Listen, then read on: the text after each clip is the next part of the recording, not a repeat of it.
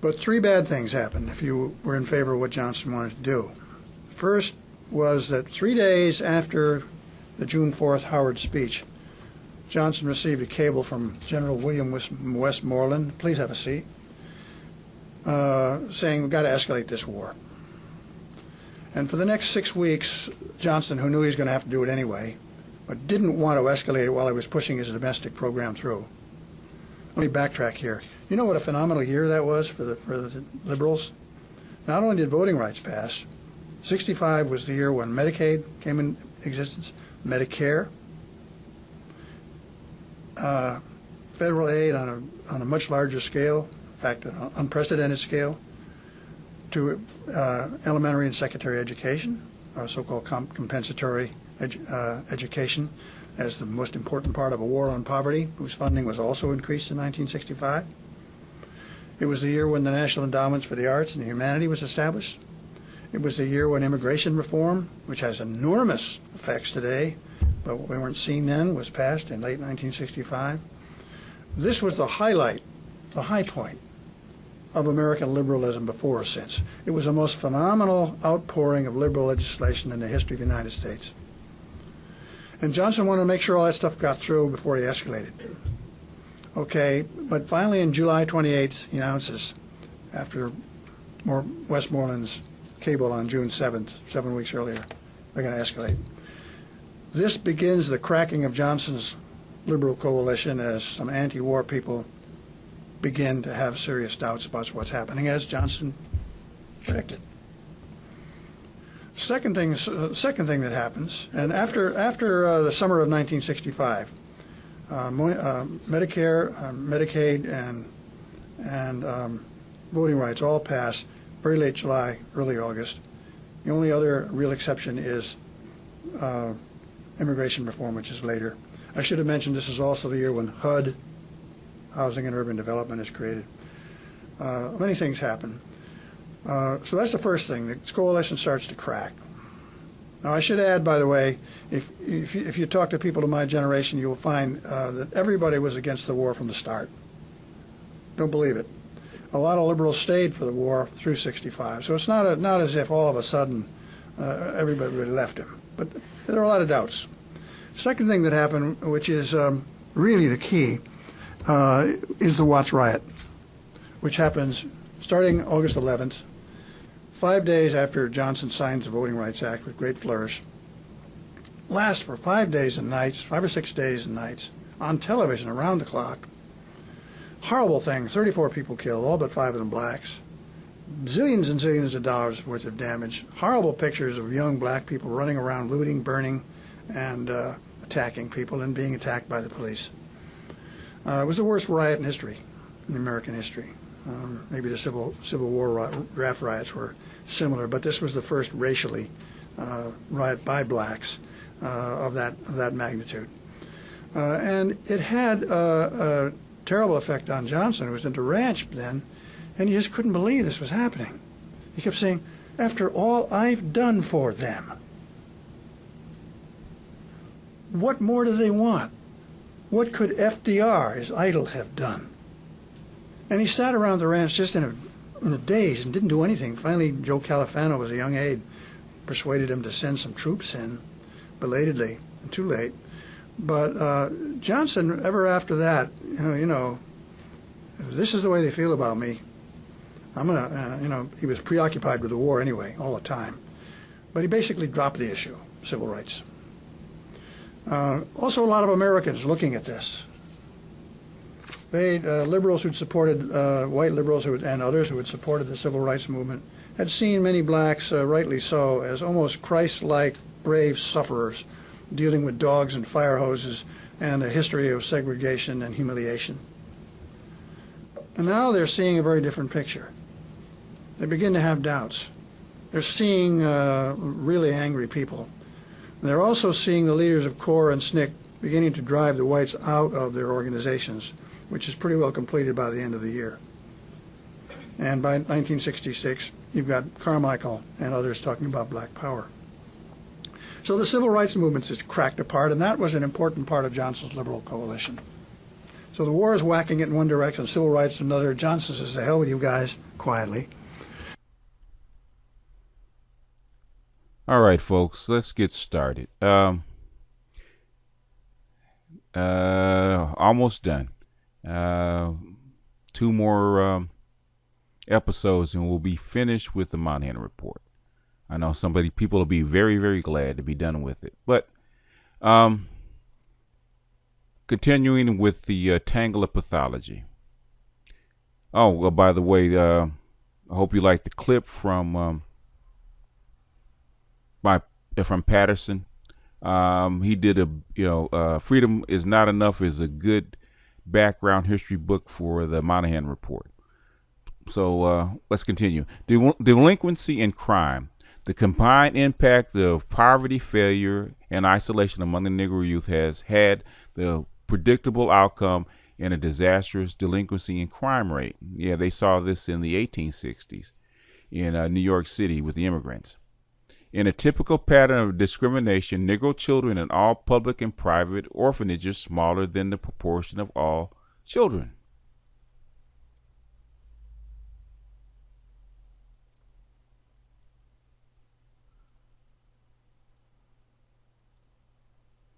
Than their proportion of the population, although their needs are clearly greater. On the other hand, Negroes represent a third of all youth in training schools for juvenile delinquents. In other words, they won't send them to an orphanage or anything like that, but they'll put them in juvenile. It is probable that at present, a majority of crimes against the person, such as rape, murder, aggravated assault, are committed by Negroes. This, of course, is no absolute evidence. Inference can only be made from the arrest and prison population statistics. The data that follow unquestionably are biased against Negroes, who are arraigned much more casually than are whites, but it may be doubted that the bias is great enough to affect the general proportions.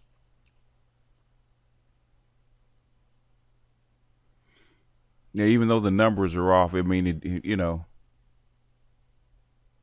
you can see that these numbers don't shock anybody. Okay, this has been going on for a long time. Again, on the urban frontier, the ratio is worse. 3 out of every 5 arrests for these crimes were of Negroes. In Chicago in 1963, 3/4 of the persons arrested for such crimes were Negro. In Detroit, the same proportion. In 1960, 37%, this should be familiar to you, 37% of all federal and state prisons were Negro. That should be familiar to you because it's about the same ratio now. In that year, 56% of the homicide and 57% of all assault offenders committed to state institutions were Negro. That's not a surprise.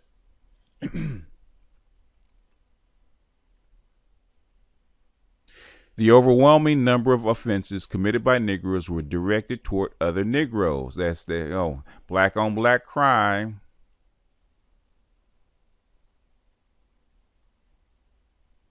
The cost of crime to the Negro community is a combination of that to the criminal and to the victim.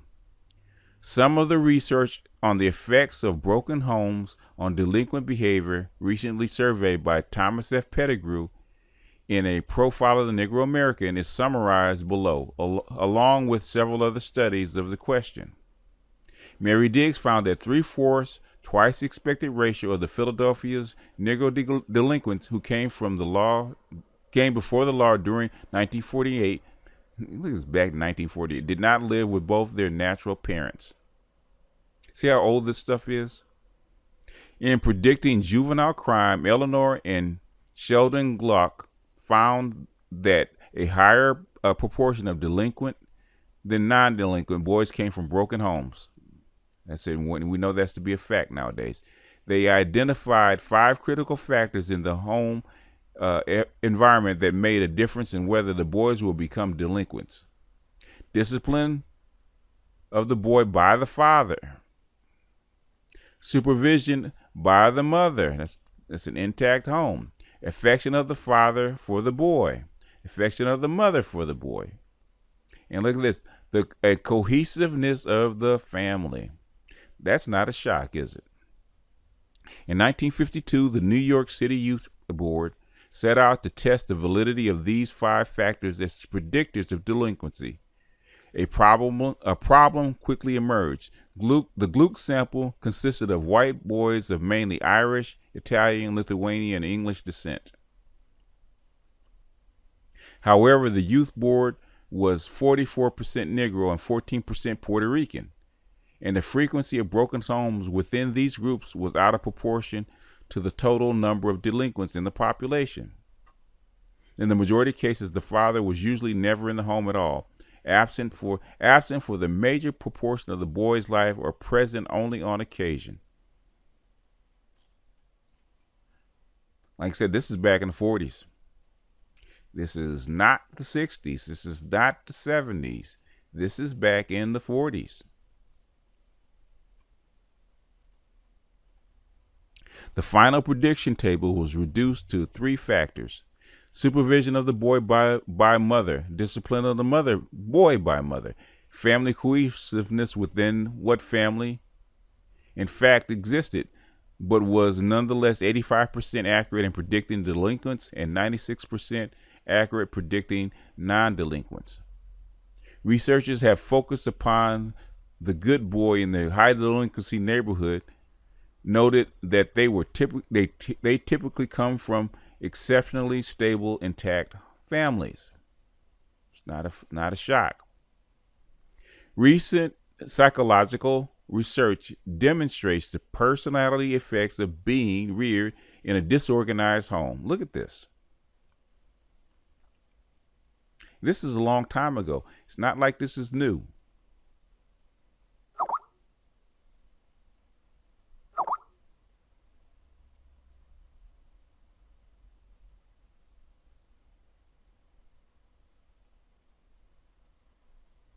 One study showed that children from fatherless homes seek immediate gratification of their desires far more than children with fathers.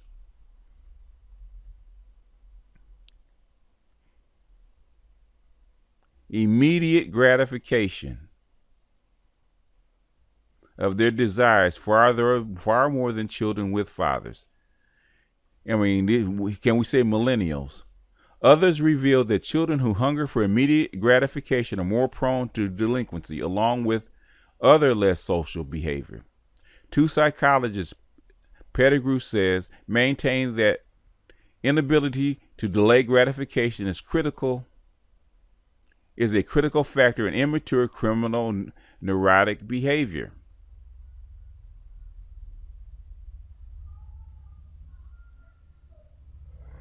That's why you have what you have in the urban core of black people. Finally, Pettigrew discussed the evidence that a stable home is a crucial factor in counteracting the effects of racism upon Negro personality. A warm, supportive home can effectively compensate for many of the restrictions the Negro child faces outside the home of the ghetto. Consequently, the type of home life a Negro enjoys as a child may be far more crucial for governing the influence of segregation upon his personality than the form of the segregation takes, legal or informal, southern or northern. A Yale University study of youth in the lowest socioeconomic class in New Haven in 1950, whose behavior was followed through their 18th year, revealed that among the delinquents in the group, 38% came from broken homes, compared with 24% of non-delinquents.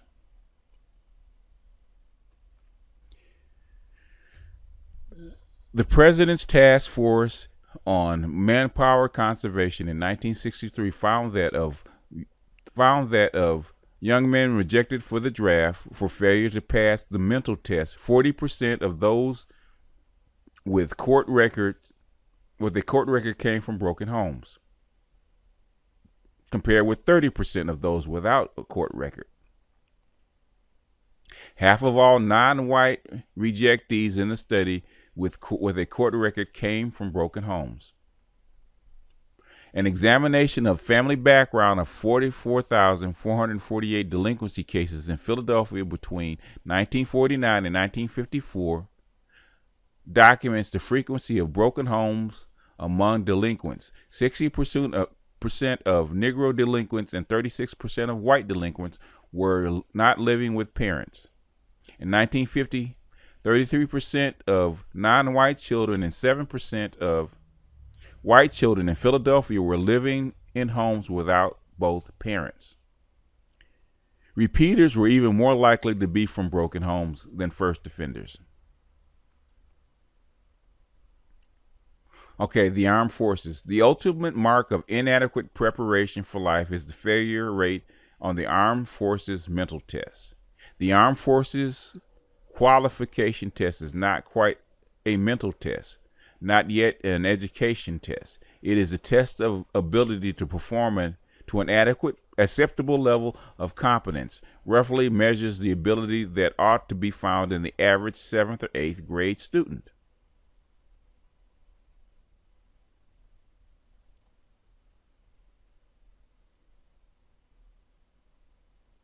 A grown man who cannot pass this test is in trouble. 50% of Negroes fail.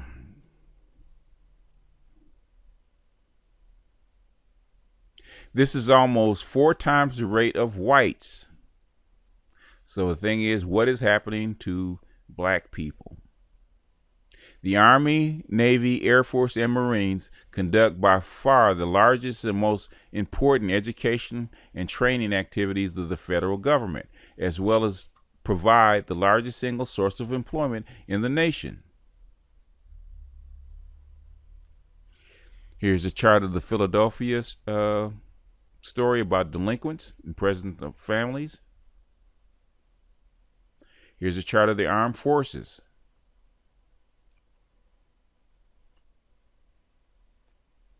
And how many, what percentage of people fail the competency test. That is a shame. Military service is disruptive in some respects. For those comparatively few who are killed or wounded in combat or otherwise, the personal sacrifice is inestimable. But on balance, service in the armed forces over the past quarter century has worked greatly to the advantage of those involved. The training and experience of military duty itself is unique. The advantages that have generally followed from the form of the GI Bill, mortgage guarantees, federal life insurance, civil service preference, veterans hospitals, and veterans pensions are singular, to say the least. Although service in the armed forces is at least nominally a duty of all male citizens coming of age, it is clear that the present system does not enable Negroes to serve in anything like their proportionate numbers. This is not a question of discrimination.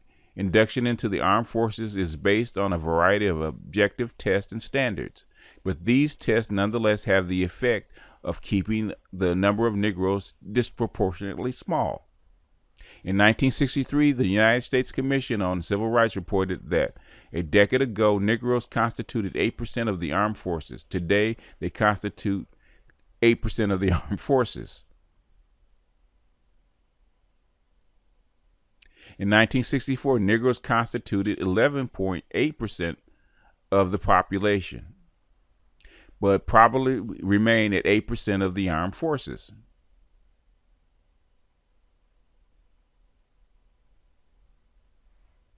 You can see they don't like black folks in the Navy. I guess black folks don't like to swim, and we're not even going to talk about the officers. The Air Force was a little bit more liberal. The significance of Negro underrepresentation in the armed forces is greater than might be first supposed. If Negroes were represented in the same proportion in the military as they are in the population, they would number 300,000 plus. This would be over 100,000 more than at present, using 1964 strength figures. If the more than 100,000 unemployed Negro men were to have gone in the military, the Negro male unemployment rate would have been 7% in 1964 instead of 9.1%. In 1963, Civil Rights Commission commented on the occupational aspect of military service for Negroes.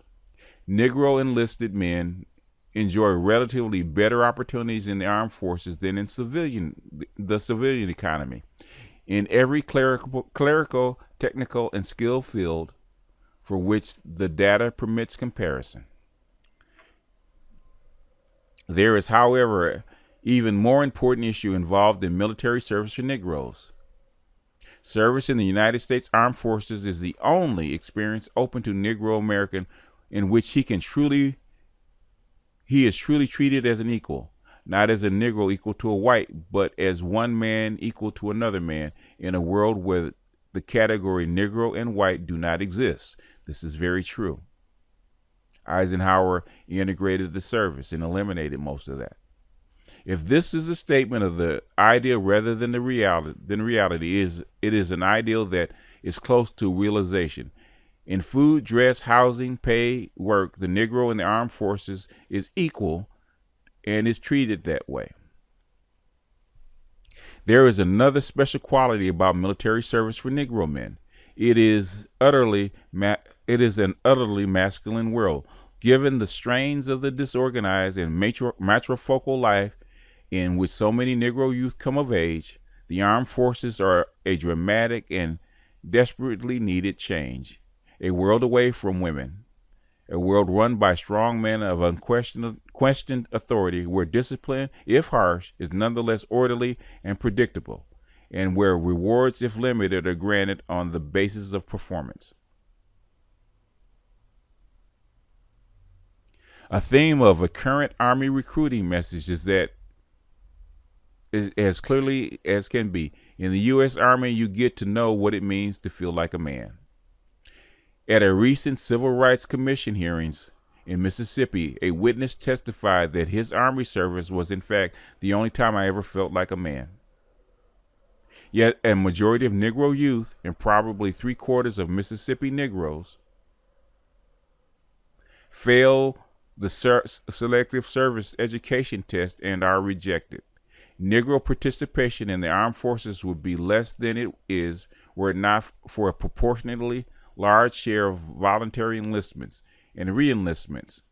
Thus, 16.3% of Army sergeants are Negro. Alienation. The term alienation may by now have been used in too many ways to retain a clear meaning, but it will serve to sum up the equally numerous ways that which large number of Negro youth appear to be withdrawing from American society. One startling way in which this occurs is that the men are just not there when the census enumerator comes around.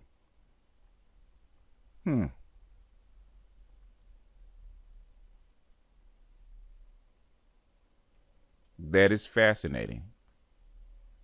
According to a Bureau of Census Population estimates for 1963, there are only 87 non-white males for every 100 females in the 30 to 34-year age group. We found out is because a lot of them died early.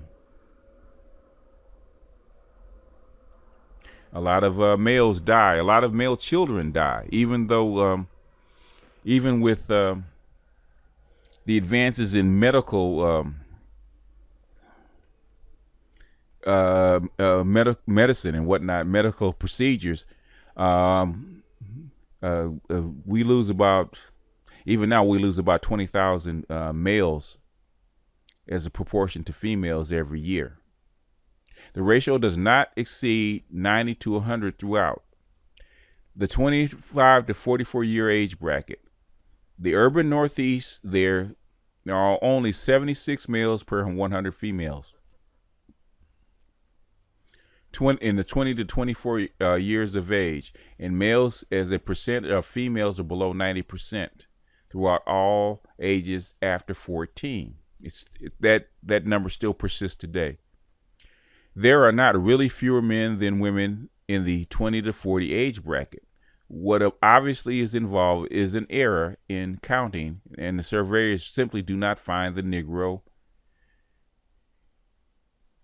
man. What they found out is not true. Okay, this is the one spot where I do believe he's in error, because this is a persistent pattern even after this. And it's been that way for the last 50, 60 years, where this particular pattern of disappearing black men in the black populace has gone on. And they've done studies about why that is. And aside from the usual, which is murder and, murder and accidents and that kind of stuff, the second biggest proportion other than murder for young black men is actually medical death. Asthma, cancer, and a bunch of other stuff, where for something about the urban living in the male body, it doesn't agree. But we're going to continue. Donald J. Boge and his associates, who have studied the federal count of Negro men, place an error as high as 19.8% at age 28.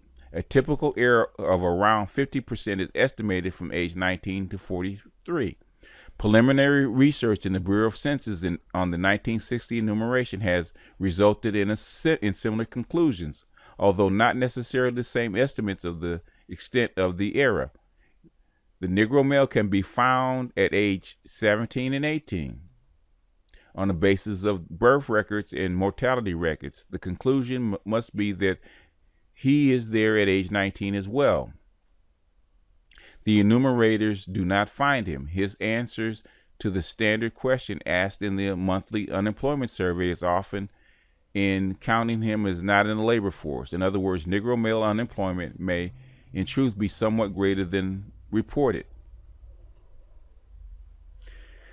The labor force participation rates of non-white men have been falling since the beginning of the century, and that's because you don't need physical labor anymore. For the past decade, they have been lower than the rates for white men. You're always going to protect white men first. In 1964, the participation rates were 78% for white men and 75.8% for non-white. Almost 1% percentage point of this difference was due to a higher proportion of non-white men unable to work because of long-term physical or mental illness. It seems reasonable to assume that the rest of the difference is due to discouragement about finding a job. If non-white male labor force participation rates were as high as white rates, there would have been 140,000 more non-white males in the labor force in 1964. If we further assume that the 140,000 would have been unemployed, the unemployment rate for non-white men would be 11.5% instead of the recorded rate of 9%. And the ratio between non-white rate and the white rate would have jumped from 2 to 1 to 2.4 to 1. In other words, been even higher. Understated or not, the official unemployment rates for Negroes are almost unbelievable. The employment rate statistics for Negro teenagers is 29%. It's 50 in this particular downturn in January 1965. Reflect lack of training and opportunity in the greatest measure, but also may not be doubted that they also reflect a certain failure of nerve. Are you looking for a job? Secretary of Labor Witts asked the young man on a Harlem street corner. Why, was the reply. Richard A. Cloward, Robert Ontel have commented on this withdrawal in a discussion of mobilization for youth project on the Lower East Side of New York.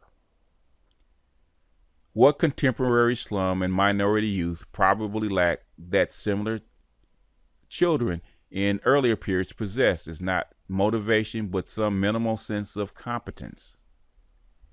We are plagued in work without these youth by what appears to be low tolerance for frustration. They are not able to absorb setbacks. Doesn't that sound like millennials now?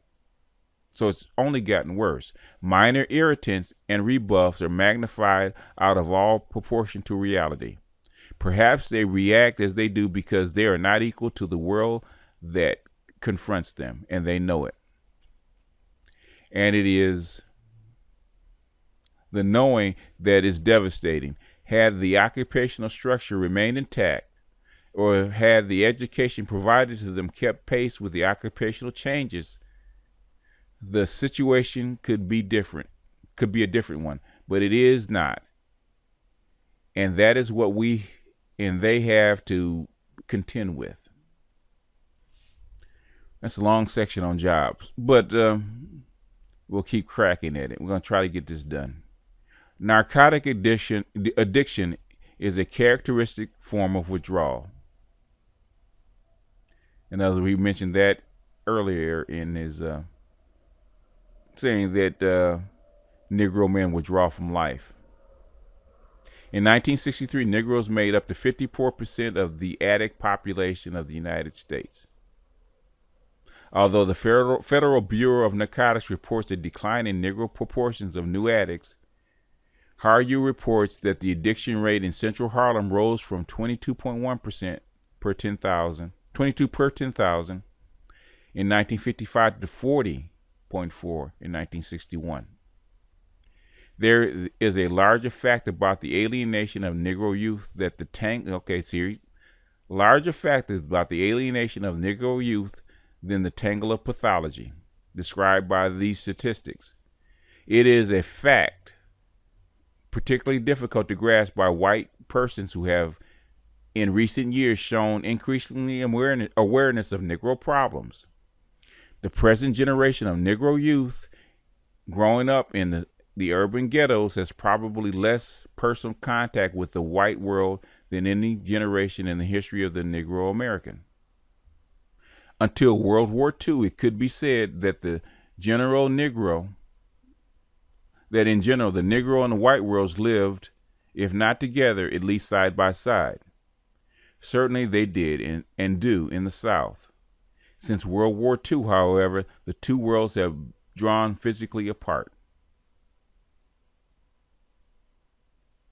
The symbol of this development was the construction in the 1940s and 1950s of the vast white middle and lower middle class suburbs around all of the nation's cities, in other words, white flight. Increasingly, the inner cities have been left to the Negroes, who now share almost no community life with whites. In turn, because of this new housing pattern, most of which has been financially assisted by the federal government. Look at this. Which has been federally assisted by the federal government. They didn't do it by themselves. It is probable that the American school system has become more rather than less segregated in the past 2 decades.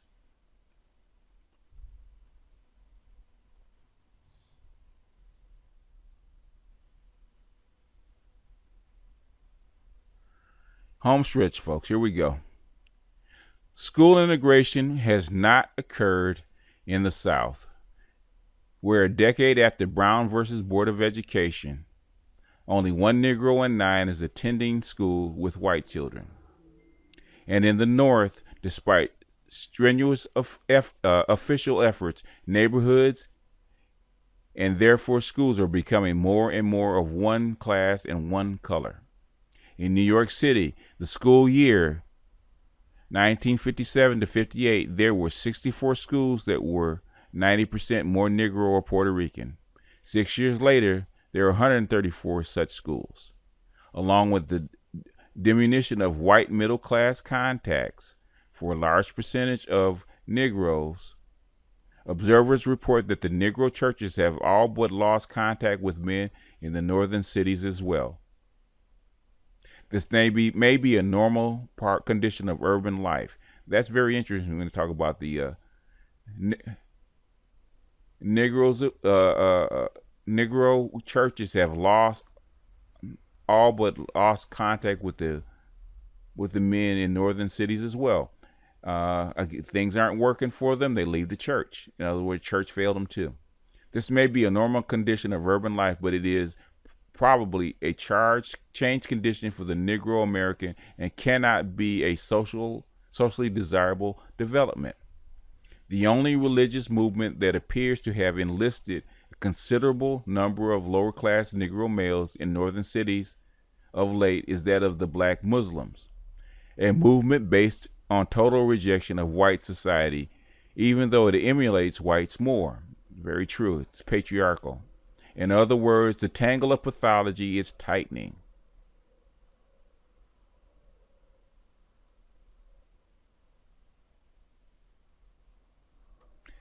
And this is right at 30 minutes of talk. I played an extended piece as far as my intro. So I'm going to close it out here. We only have a short portion left. So on the next piece, I'm going to finish up the Moynihan Report, and I'm going to give you my thoughts about it, about the Moynihan Report, and might finish it up. So I'll see you guys on the next one. This is BGS out.